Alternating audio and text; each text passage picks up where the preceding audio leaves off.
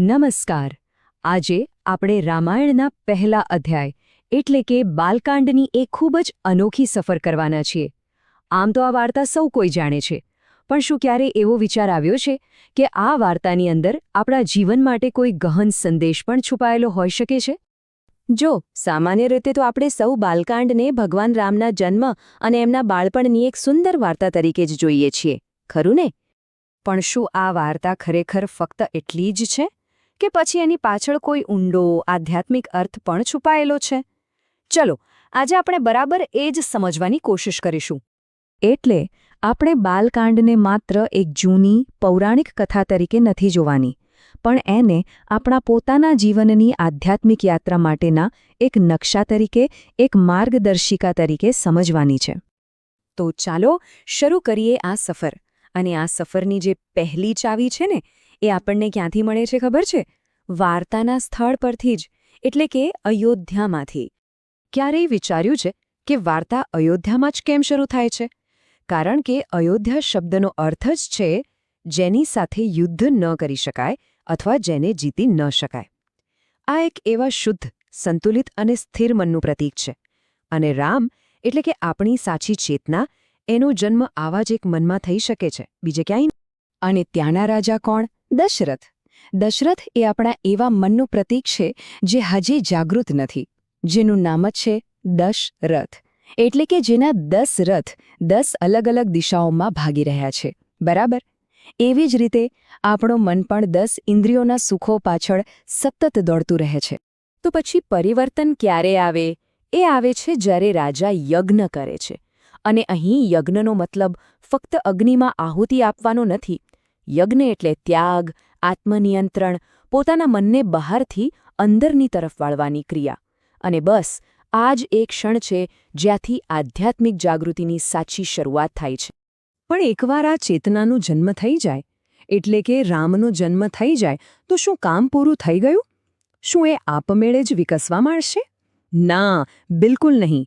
એને વિકસવા માટે જરૂર છે સાચા માર્ગદર્શનની અને જીવનના પડકારોની. અને જુઓ, અહીં ચારેય ભાઈઓ માત્ર ભાઈઓ નથી. એ તો એક આદર્શ જીવન જીવવા માટે જરૂરી 4 ગુણોના આધારસ્તંભ છે. રામ એટલે સત્ય અને આત્મજ્ઞાન. લક્ષ્મણ એટલે શિસ્ત અને સતત જાગૃત રહેવાની અવસ્થા. ભરત એટલે ત્યાગ અને વૈરાગ્ય.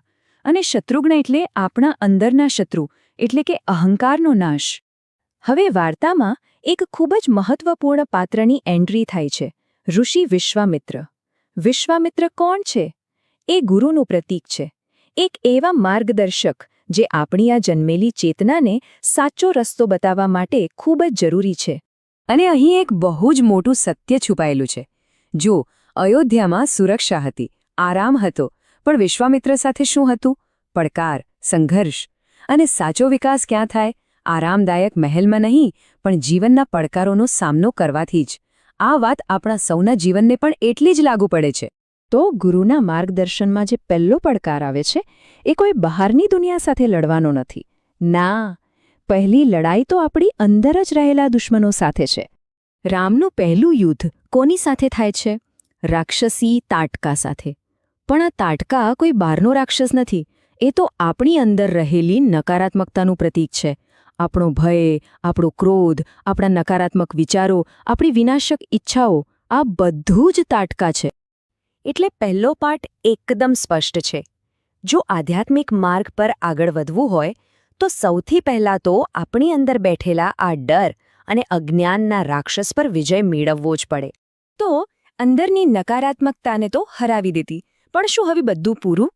ના, હજી સૌથી મોટો અને કદાચ સૌથી મુશ્કેલ પડકાર તો બાકી જ છે. અને એ છે આપણો પોતાનો અહંકાર. અને આ અહંકારનું પ્રતીક શું છે? શિવજીનું એ મહાકાય ધનુષ, શિવધનુષ.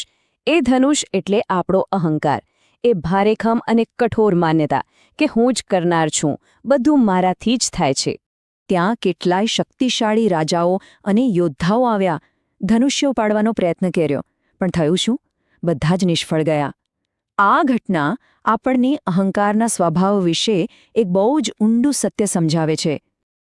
પણ એ બધા નિષ્ફળ કેમ ગયા? કારણ કે એક સીધો સાધો નિયમ છે: અહંકારને અહંકારથી તોડી શકાતો નથી. શક્તિ અને ગર્વનો ઉપયોગ કરીને હું જ બધું કરું છું એ ભાવને ક્યારે મિટાવી શકાતો નથી. અને પછી રામ આવે છે. એ ધનુષ્યને શક્તિ કે અભિમાનથી નથી ઉપાડતા, પણ પૂરી નમ્રતા અને સમર્પણ ભાવથી ઉપાડે છે.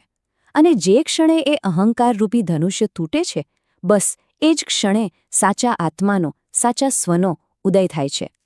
ધનુષ્યનું તૂટવું એ માત્ર એક વાર્તાનો અંત નથી, પણ એક દિવ્ય મિલનની શરૂઆત છે. અને આ મિલન આપણા સૌ માટે એક બહુ મોટો સંદેશ લઈને આવે છે. જુઓ, જેવો અહંકાર તૂટ્યો, તરત જ રામ અને સીતાનું મિલન થયું. સીતા કોણ છે? એ શુદ્ધ પ્રકૃતિ, શુદ્ધ બુદ્ધિ અને સત્વગુણનું પ્રતીક છે. એટલે આ માત્ર એક લગ્ન નથી, પણ જાગૃત આત્માનું શુદ્ધ પ્રકૃતિ સાથેનું એકાકાર થવું છે. અને આજ તો પૂર્ણતા છે. તો આ આખી સફરનો સાર શું છે? બાલકાંડ આપણને શું શીખવે છે? એ શીખવે છે કે સાચા આત્મજ્ઞાન માટે સૌથી પહેલાં આત્મનિયંત્રણ જરૂરી છે. વિકાસ માટે ગુરુ કે જીવનના પડકારો અનિવાર્ય છે. અને સત્ય ત્યારે જ પ્રગટ થાય છે જ્યારે અહંકારનું ધનુષ્ય તૂટે છે. દૈવી તત્વ ક્યાંય બહાર નથી, એ આપણી અંદર જ છે. બસ એને શોધવાની જરૂર છે. એટલે જ કહેવાય છે કે રામાયણ માત્ર વાંચવા માટેનો ગ્રંથ નથી, પણ જીવનમાં ઉતારવા માટેનો ગ્રંથ છે.